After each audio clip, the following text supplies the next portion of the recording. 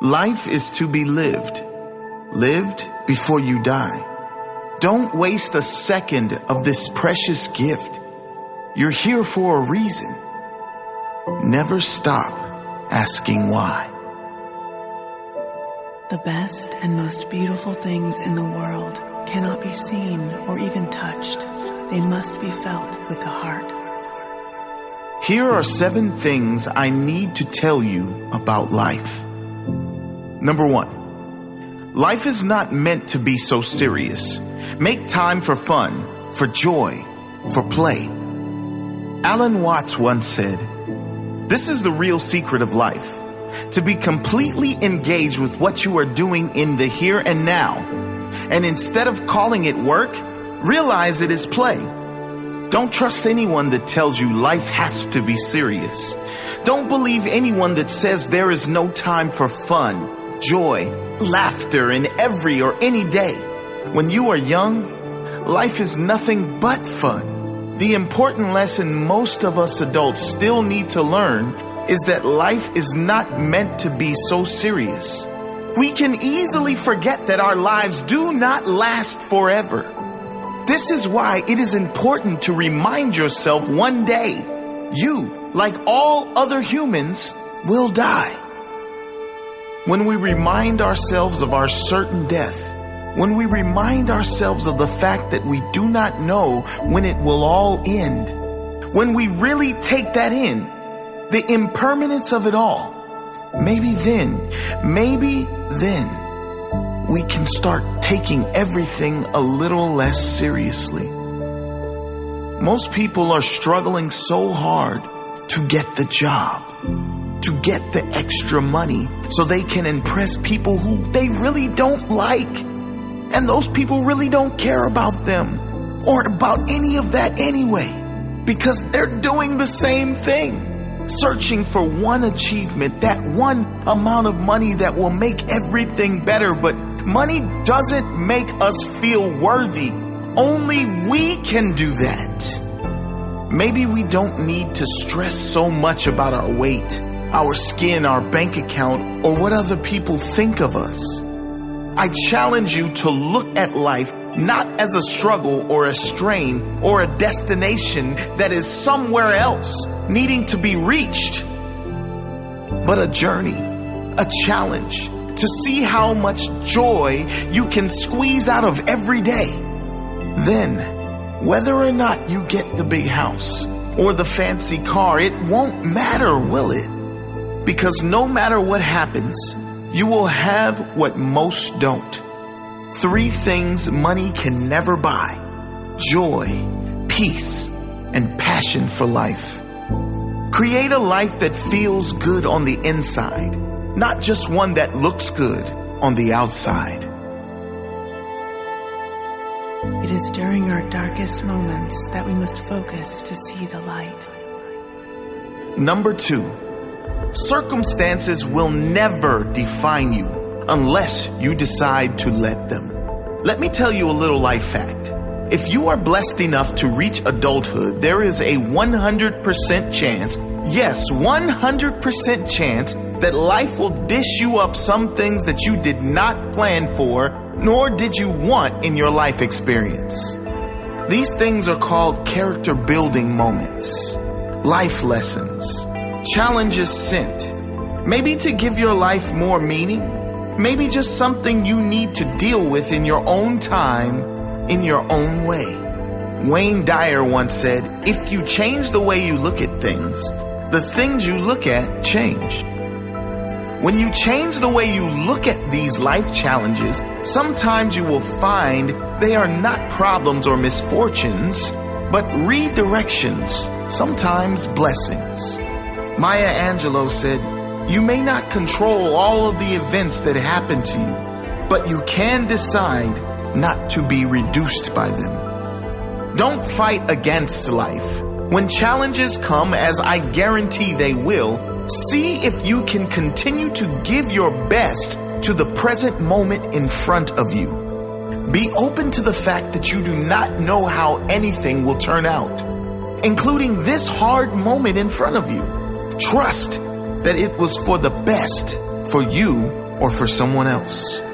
See if you can find meaning in any of it, even the hardest moments. Everyone thinks of changing the world, but no one thinks of changing himself. Number 3, if you don't learn to control your mind will control you. The Buddha said, the mind is everything. What you think, you become. And that is not an extreme statement. Humans are said to have over 60,000 thoughts a day. That is not the problem. The problem is most people are having these thoughts on autopilot, and many of them are not positive. Most people are programmed by society, by the news channels, by social media. They believe everything they read. They are reactive, and when a challenge appears in their life, they don't know how to handle it because they don't know how to think for themselves. Rather than responding calmly and sensibly to fix a small challenge, they react in anger and escalate the challenge into a monster problem. Learning to control your mind and to control your emotions is key to living a life in control. Not in control of circumstances, but in control of how you feel about them, which is more important than being in control of circumstances, because that is something you have no control over. You control your mind and emotions through daily rituals, consistent self-work every day, repeating powerful processes that are proven to promote calm, positive feelings. Meditation, daily gratitude, prayer, exercise, detoxing from all negativity, specifically news, negative influences, and social media. All of these things are crucial to living a beautiful life. Ultimately, every individual is responsible for how they feel. Next time you react in anger, know that it is you that needs to do more work, not the circumstance or the person that made you angry. No matter what is going on around the world, inside your world, it can be a magical, peaceful place.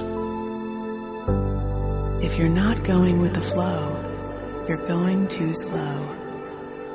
Number 4, make a plan, but go with the flow as well. Jim Rohn once said, if you don't design your own life plan, chances are you'll fall into someone else's plan. And guess what they have planned for you? Not much. Planning doesn't mean being attached to the outcome, though. If you plan to take your umbrella on a walk to deal with the rain, but your umbrella breaks, learn how to dance in the rain. What does that have to do with your life? Well, most often in life, you want to avoid getting wet. As in, you want to avoid getting in financial trouble, having health issues, having relationship or emotional problems, having a bad day, a bad week, bad year, or labeling your life as bad. How do you avoid the rain of life? You avoid it by planning. Not for circumstances to be perfect, but planning to do the work on you every single day. Planning exercise and healthy eating so your body is strong, healthy, and vibrant. Planning daily rituals like meditation, gratitude, prayer, journaling, or anything else that puts you in a great space. All of these things have a profound and compounding effect on your life. The people you attract, the relationships you attract and strengthen, how you feel about yourself. Now, of course, not everything always goes to plan. So when a challenge appears, when the rain of life comes down, learn how to dance in the rain, how to flow with it. And most importantly, plan to get back on track. As Benjamin Franklin once said, if you fail to plan, you are planning to fail. Care about what other people think, and you will always be their prisoner. Number 5, you'll never be able to please everyone. Yes, that's right. Even Mother Teresa has haters. No matter how pure your soul is, unfortunately, the reality of human beings is that we are all so different. And because of those great differences, we are all vibrating on very different levels. Some people are just not ready for kindness, peace, compassion. Some people aren't ready for anything positive. Don't let that get to you. It's nothing personal. It's just the very fact that everyone is so different. And from their difference in upbringing, circumstances, and environment come differences of opinion and differences in reactions. Just because they don't agree with you, or even if they are against you or your ideas, doesn't mean you can't find a way to either get along with them or let them go their own way in peace. The very thing you don't want to do is fight back and bring more negative energy to any situation. Let those who differ from you, differ from you. Be an example of someone who allows all others to have their opinion without being affected. Move on with your life without hate. There is no need for everyone or anyone to agree with you. Be so busy improving yourself that you don't even notice negativity coming your way. Be so focused on making a positive difference in the lives of those who want to hear from you that you fail to hear from those who don't. Be yourself. Everyone else is already taken. Number 6, you won't be happy if you're being someone else, trying to fit in with others. Be yourself and do it with pride. Genuine happiness will never come to you if you are changing who you are to please other people. You cannot be genuinely happy if you are not genuinely you. Be comfortable being you around everyone and anyone. All the wrong people will leave you, and that's okay, because the right people will stay. The right people as in those who love the real you exactly as you are. As Dr. Seuss said, be who you are and say what you feel, because those who mind don't matter, and those who matter don't mind. How people treat you is their karma. How you react is yours. Number 7, those who are stuck in their own misery will try to drag you into their dark hole. Don't let anyone steal your joy. Wayne Dyer said, loving people live in a loving world. Hostile people live in a hostile world. Same world. The nature of some human beings is that they don't want to see you happy because they haven't yet achieved it for themselves. Many people live in a hostile universe and perhaps unknowingly, perhaps unintentionally, will try to drag you into this hostile universe so they are not alone in there. Never change who you are and drop down into this hostile world. If you remain true to you, committed to this loving universe you live in, committed to your own well-being, your own peace, joy, and magic you are living in every day, sooner or later, all those people will stop trying to drag you down and instead ask you to help them up to your world. Be the light for others to find their way. Be the example that changes not only your life, but others through your own positive life experience. Eleanor Roosevelt said, "No one can make you feel inferior without your consent." Don't allow the bitterness of others inside your heart. They don't want to be there either. They need someone to show them the way. So many people are hurting, and they hide that hurt with bitterness and judgment. Wherever you can, in any day, in any moment, be that light for someone else. Lighten their day with your genuine kindness.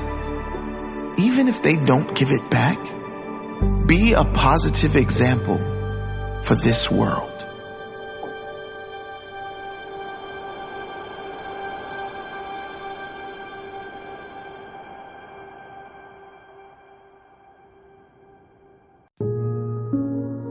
For most of us, Our experience of life is always trying to get somewhere else, somewhere other than where we are.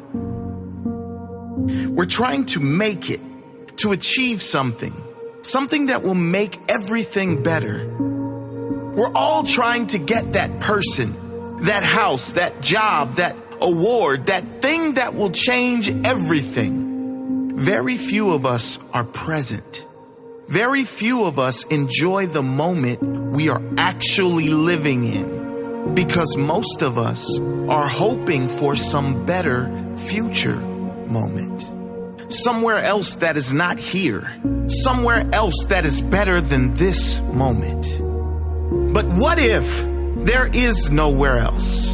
What if that somewhere else never comes? What if it does come and it doesn't change how we feel?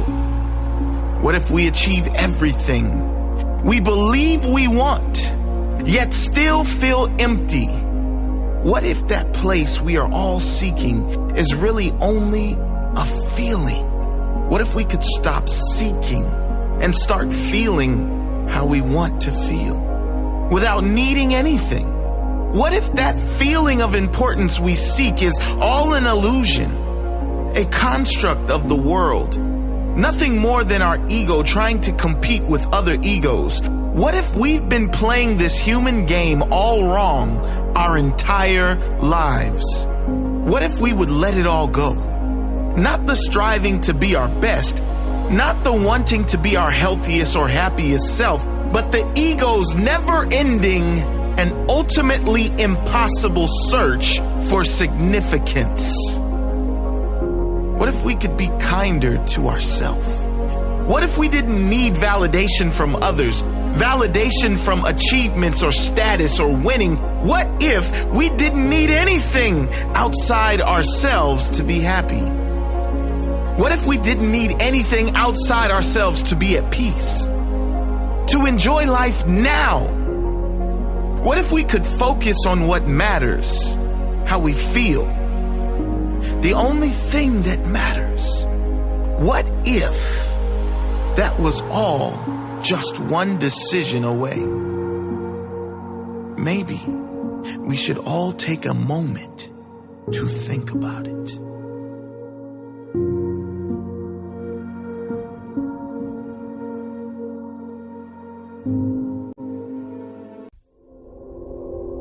You are not your past. You are not your mistakes. You are not your failures. You are not who you were yesterday. You are not even who you were this morning. You are who you decide to become, who you commit to become. You could be one decision away from a completely new life. We are all capable of reinventing ourselves. There's absolutely no reason why anyone should live in the dark times of their past when their future is bright and waiting for them. Holding on to things that have gone wrong in the past is never going to serve your future. It's never going to make you feel good in the present. It will only increase your suffering. So you have to ask yourself, is that event, that moment from my past, that moment that is over now, worthy of sucking all the joy out of my present and my future?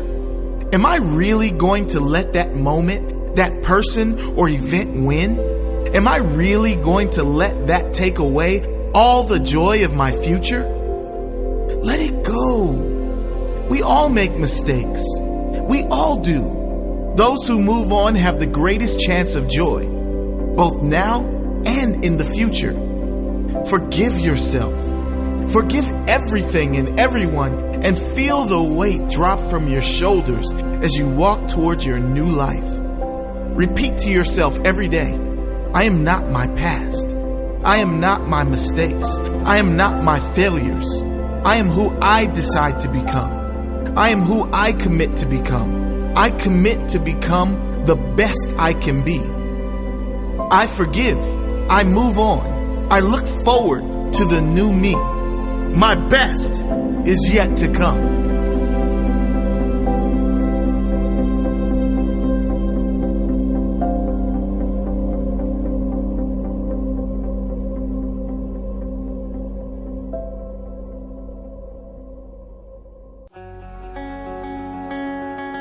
Michael Landon once said, "Somebody should tell us right at the start of our lives that we are dying. Then we might live life to the limit, every minute of every day. Do it, I say. Whatever you want to do it now. There are only so many tomorrows." Isn't it amazing? We all know we are dying. We all know there's a chance there won't be a tomorrow. Yet none of us really live like we know that. Too few of us really appreciate each moment like we know that we're here for a short time only. Too few of us live a life we want to live, a life we are proud to live. Too few of us live with purpose and meaning. Thich Nhat Hanh said, "People say walking on water is a miracle, but to me, walking peacefully on earth is the real miracle." Too many of us are walking around this earth frantic, stress-filled, and meaningless. We should open our eyes and realize we're not here for long, and we are all one. We should practice the peace we want to see, show the love we want to feel, and be the person we want to be. Wayne Dyer said, "Loving people live in a loving world. Hostile people live in a hostile world." Same world. It's a choice. It's a decision. We are living in the same world, and some of us are living in a loving way, and some in a hostile way. We're not here for a long time.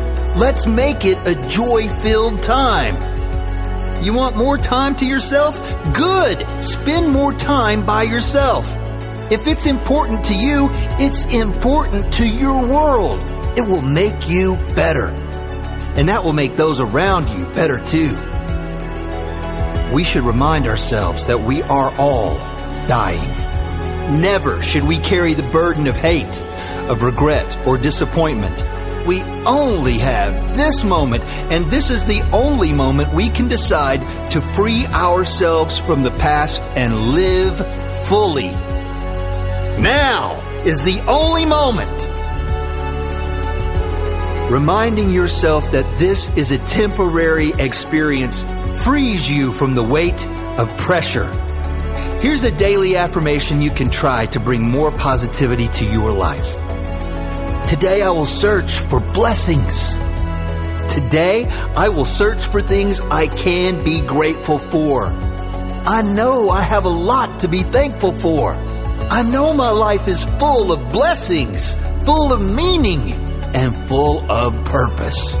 I am thankful for my life. I know I will be on this earth for a short time. I know I can never know just how short that short time will be. But I do promise to live my best life while I'm here. I know my physical body is dying, but I am living. I am loving my life. I am feeling every blessing. I am noticing every miracle. I'm taking time to know what's important to me. I'm taking time to understand and live my purpose here on earth. My life is full of meaning. I live in a loving universe, a peaceful world. I will walk peacefully on this earth with optimism, with positivity and joy in my heart. I will be the person I want to be, no matter how short this life may be. I will not stress over things I cannot control. I will look for the good. I know it's always there. I will look for the smiles. I will feel the blessings. I will live today.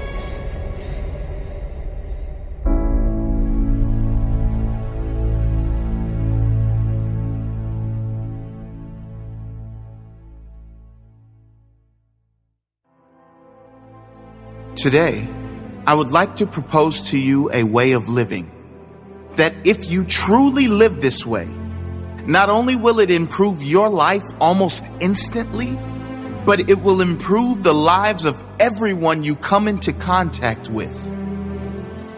It's not the magic pill, but it will bring a feeling of magic into your life if you live by it.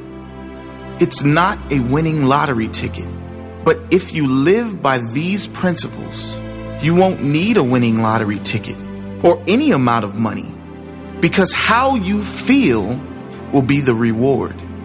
And no amount of money can buy a beautiful existence. No amount of money can buy a feeling of contentment. No amount of money can buy peace or joy. What is this way of living? It's called non-jar. N-O-N-J-A-R. Living in a state of complete non-judgment, non-attachment, and non-resistance to whatever shows up in your life. Let's dive deeper into these principles.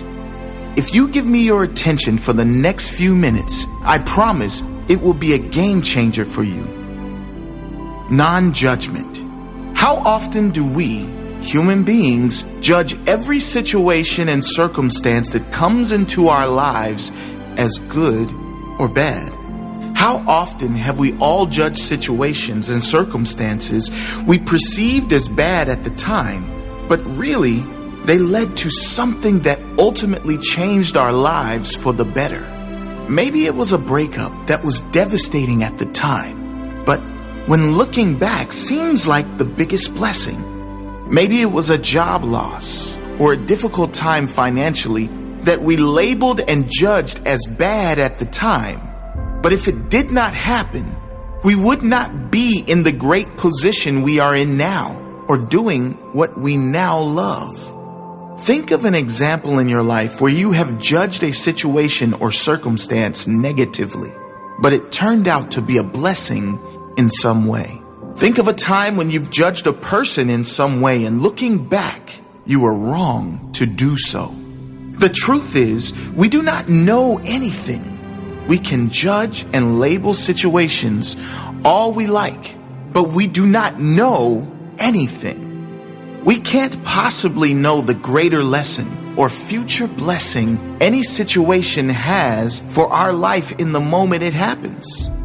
When we step back, especially in difficult situations, and observe rather than judge, we can respond better with more love for others, with more love for the situation, and most importantly, with more love for ourselves. When we respond in presence rather than in judgment, we can respond better, and the flow-on effect will mean a better life. A life with more ease and joy. Non-attachment. It has been said that attachment is the source of all suffering. Every human being is guilty of this at some point, but perhaps more so the ambitious ones or the achievers among us. It's those situations in which we are so attached to the outcome that we identify with it. And if the outcome doesn't work out as planned, we get upset, depressed, or maybe feel a loss of our sense of self. You might have experienced this feeling when being attached to a person in a relationship, or being attached to a certain financial position, being attached to how you are perceived by others, being attached to a result you've been working towards. Non-attachment doesn't mean we don't own things. It means we don't allow things to own us. We don't allow thoughts and emotions and ideals to own us. Non-attachment is being able to live and thrive in this world without being attached to any person, any thought, feeling, emotion, or any outcome in any way. Not being attached to anything, being any certain way. That means being non-attached to any emotion that shows up as well. So many of us beat ourselves up for getting angry, upset, sad, down, or simply not at our best.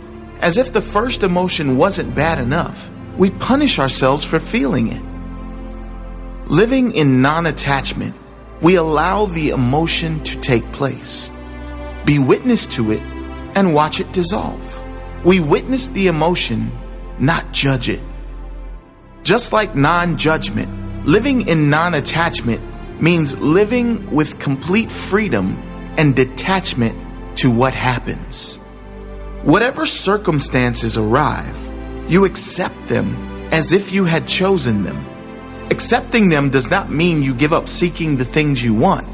It means whatever happens, you accept, while you continue to work toward the things you really want with presence and clarity. When you live in non-attachment, many of those things you thought you wanted fade away because you realize their insignificance, and that only leaves what is really important. Being attached to anything being a certain way drains you of your power. A Zen proverb that beautifully sums this up says, "Consider the trees which allow the birds to perch and fly away without either inviting them to stay or desiring them never to depart. If your heart can be like this, you will be near to the way." Non-resistance. Eckhart Tolle says non-resistance doesn't mean doing nothing. All it means is that doing becomes non-reactive. He says, remember the deep wisdom underlying the practice of Eastern martial arts. Don't resist the opponent's force.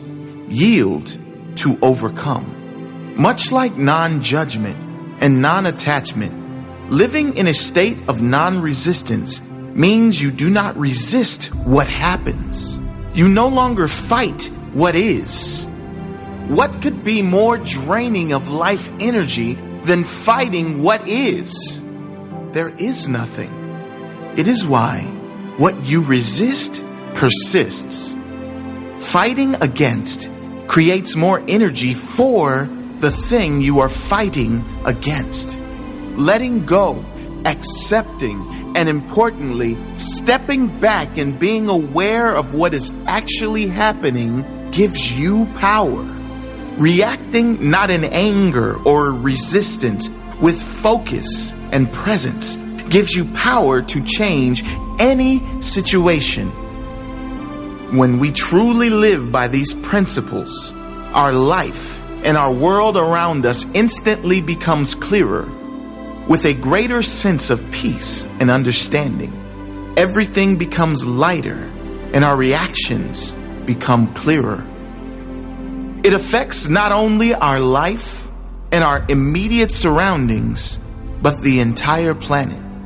Because what could be more powerful than one person living in a beautiful state? That person's effect on others and the consequent compound effect those people will have on more people. It is profound. What a world we can live in if we dedicate our lives in this way.